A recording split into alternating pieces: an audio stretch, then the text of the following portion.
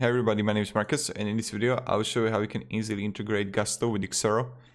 So let's start. The first thing you want to do is when you're here, you just want to go to settings in Gusto, click on integrations, and when you're going to be in integrations you want to click accounting. And when you're going to be in accounting, you're going to see Xero. Let's click on it. Right here you just click connect. Now I will just edit my account here.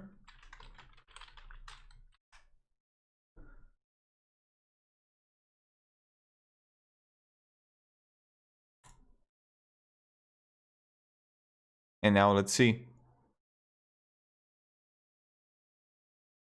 So what you want to do now is just simply edit. And here you need to edit these wages and salaries, account reimbursements, general expenses, employer benefit liabilities. Then you're going to see advanced here.